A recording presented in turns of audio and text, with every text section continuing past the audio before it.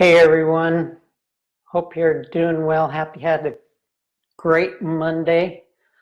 Um, I've had a lot on my mind lately, and I was driving in the car yesterday, thinking about my week, planning my week, and looking at my previous results, and thinking about you guys and my patients, friends, neighbors, and acquaintances. And I thought I'd spend the next few days taking a few minutes just to talk about some of the things that I don't always get to talk about to my patients.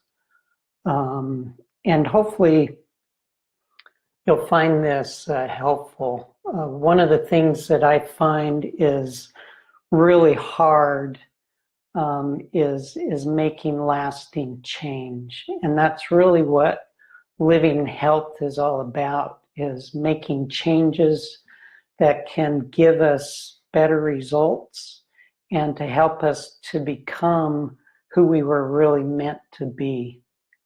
And so I wanted to start off tonight with a couple of quotes. I'm going to read these quotes. And the first one is a quote by Victor Hugo, and it goes like this: "No army can withstand the strength of an idea whose time has come."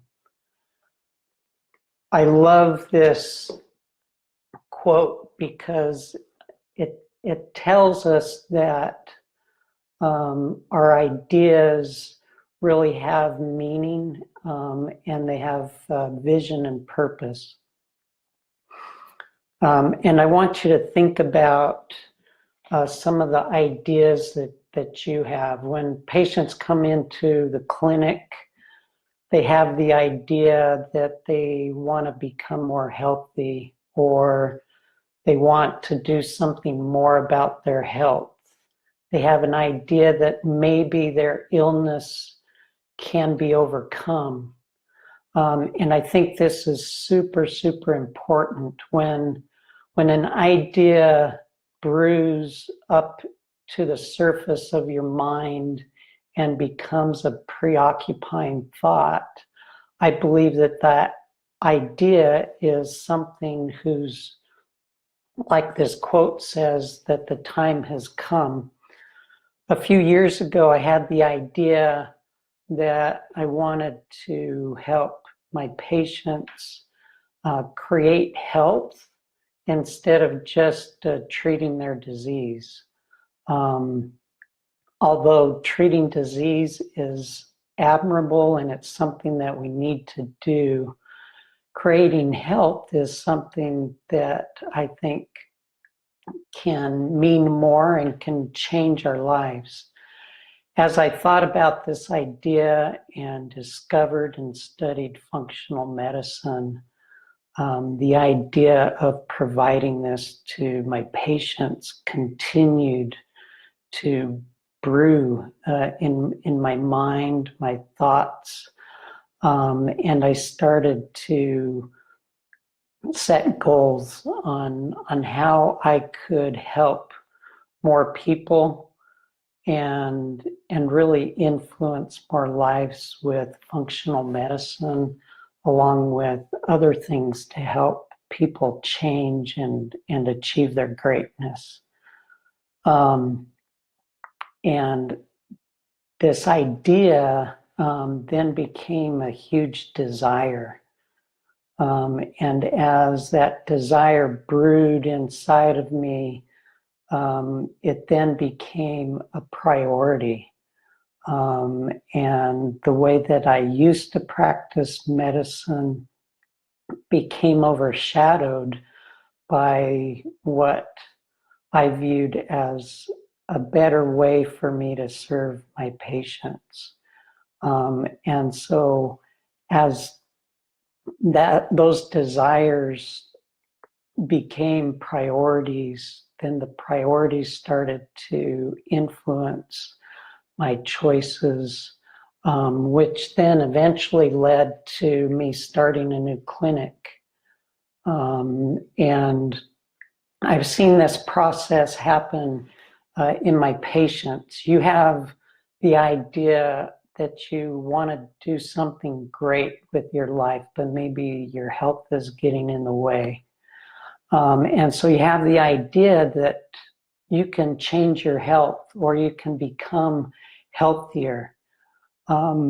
Pretty soon that idea becomes a desire. And if that desire is strong enough, then you can override other desires and make that changing health or creating health a priority in your life. As it becomes a priority, then it influences your choices. Your choices then determine what your actions are, and then those actions determine your results. And so this whole idea of having an idea that turns into desires, priorities, choices, actions, and results, I think is really, really important. And once we've achieved a certain level of results, then we are then in the situation or have the opportunity to then have other ideas, desires, actions, and goals. I'd like to read you this other quote. This is a quote by one of my heroes, Dallin H. Oakes. He's a leader in my church, was the president of the university that I went to. And he's been such a great influence. My firstborn son is named after him because he's such a great man. And Dallin Oakes has said the following about desires. He said, desires dictate our priorities. Priorities shape our choices, and choices determine our actions. He goes on to say that the desires we act on determine our changing, our achieving, and our becoming. So if we want to become something different, or if we want to change to our results, change our health, our outcomes, then it is so, so important that we really take a look at our desires. If you Google Dallin Oakes and desires, you'll find a talk that he gave concerning this subject, and I think it's a great read that has really played a role in my life. I'm talking about these desires because it's February, and as most of you know, February is Heart Month, and I believe that our desires should stem from our heart. And these heartfelt desires are what I think really drive us and what can influence our ability to create health. I think a way to look at this is that our heartfelt desires can really help us overcome some of our more superficial desires. And a really good example of this is food. We all need to eat, and we all have a desire to eat. And we have these desires a lot of times to eat things that we shouldn't eat in order to obtain the health that we want. If we have a deep-seated heart-centered desire to become something great or to do something great. That desire can help us to override our desires to do some of these other things that can really hamper our progress. So for an example, my desire to be a good doctor, to be a good example of what I preach, and to hopefully help other people, I oftentimes will think of my desire to help you, my patients, to help me overcome my desires to eat something that I shouldn't eat, or to overcome my desire to stay in bed longer than I should when I need to get up and exercise. And so I would ask that we all think about ideas, desires, and how those strong overriding ideas lead to desires, and desires lead to ideas, and how we need to have those heartfelt ideas help us to override our not so important desires, so that we can influence our choices to take good action, so that we can become the people that we were meant to become. Please let me know what you think about this, how you feel about it. Give me some comments.